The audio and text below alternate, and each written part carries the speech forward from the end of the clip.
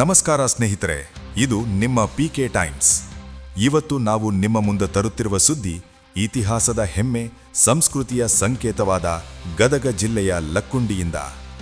ಶಿಲ್ಪಕಲೆ, ದೇವಾಲಯಗಳು, ಬಾವಿಗಳಿಂದಲೇ ಪ್ರಸಿದ್ಧವಾಗಿರುವ ಲಕ್ಕುಂಡಿಗೆ ಇಂದು ಜಿಲ್ಲಾಧಿಕಾರಿಗಳು ಭೇಟಿ ನೀಡಿ ಐತಿಹಾಸಿಕ ಪರಂಪರೆಯ ಪುನರುತ್ಥಾನಕ್ಕೆ ಮಹತ್ವದ ಹೆಜ್ಜೆ ಇಟ್ಟಿದ್ದಾರೆ.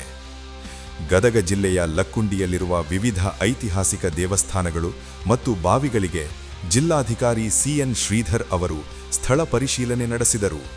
ಈ ವೇಳೆ 10 ಕೋಟಿ ರೂಪಾಯಿ ಅನುದಾನದಲ್ಲಿ ಲಕ್ಕುಂಡಿಯಲ್ಲಿನ 5 ದೇವಸ್ಥಾನಗಳು ಮತ್ತು 5 ಬಾವಿಗಳ ಅಭಿವೃದ್ಧಿಗೆ ವಿಸ್ತೃತ ಯೋಜನೆ ರೂಪಿಸಲಾಗಿದೆ ಎಂದು ಡಿಸಿ ಮಾಹಿತಿ ನೀಡಿದರು.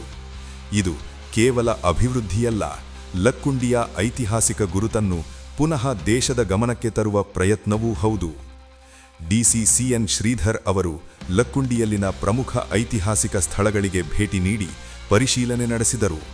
ಅವುಗಳಲ್ಲಿ ಪ್ರಮುಖವಾಗಿ ಛಬ್ಬೇರ್ ಬಾವಿ, ಔಕಿಮಠ ಬಾವಿ, ಫಕ್ಕೀರ ಸ್ವಾಮಿ ಮಠ ಬಾವಿ, ಮಾಳಿ ಬಾವಿ, ಅದೇ ರೀತಿ ಕುಂಭಾರೇಶ್ವರ ದೇವಸ್ಥಾನ, ಈಶ್ವರ ದೇವಾಲಯ, ವಿದ್ಯಾಶಂಕರ ಲಿಂಗ ದೇವಾಲಯ, ಕಲ್ಮಠ ನಾಗನಾಥ ದೇವಾಲಯ. ಪ್ರತಿ ಸ್ಥಳದಲ್ಲೂ ಶಿಲ್ಪ, ರಚನೆ, ಸಂರಕ್ಷಣೆ ಮತ್ತು ಅಭಿವೃದ್ಧಿ ಸಾಧ್ಯತೆಗಳ ಕುರಿತು ವಿಸ್ತೃತವಾಗಿ ಪರಿಶೀಲನೆ ನಡೆಸಿದರು.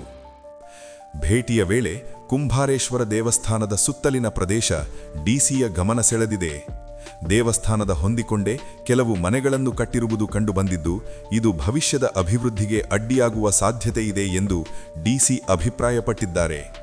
ಈ ಹಿನ್ನೆಲೆಯಲ್ಲಿ ಜಿಲ್ಲಾಧಿಕಾರಿ ಸಿಎನ್ ಶ್ರೀಧರ್ ಅವರು ತಹಶೀಲ್ದಾರ್ಗೆ ಸ್ಪಷ್ಟ ಸೂಚನೆ ನೀಡಿದ್ದು, ಮನೆ ಸ್ಥಳಾಂತರ ಪ್ರಕ್ರಿಯೆಯನ್ನು ನ್ಯಾಯಸಮ್ಮತವಾಗಿ ಸೂಕ್ತ ಪರಿಹಾರ ನೀಡುತ್ತಲೇ ಮುಂದುವರಿಸಬೇಕು ಎಂದು ಆದೇಶಿಸಿದ್ದಾರೆ. ಲಕ್ಕುಂಡಿಯಂತಹ ಐತಿಹಾಸಿಕ ನೆಲವನ್ನು ಸಂರಕ್ಷಿಸುವ ಜವಾಬ್ದಾರಿ ನಮ್ಮೆಲ್ಲರ ಮೇಲೂ ಇದೆ. ಅಭಿವೃದ್ಧಿಯ ಜೊತೆಗೆ ಪರಂಪರೆಯ ರಕ್ಷಣೆಯೇ ಈ ಯೋಜನೆಯ ಮೂಲ ಉದ್ದೇಶ. ಇತಿಹಾಸ ಉಳಿದರೆ ಮಾತ್ರ ನಮ್ಮ ಗುರುತು ಉಳಿಯುತ್ತದೆ. ಈ ಮಹತ್ವದ ಬೆಳವಣಿಗೆಯ ಕುರಿತು ನಿಮ್ಮ ಅಭಿಪ್ರಾಯವನ್ನು ಕಮೆಂಟ್ ಮೂಲಕ ತಿಳಿಸಿ.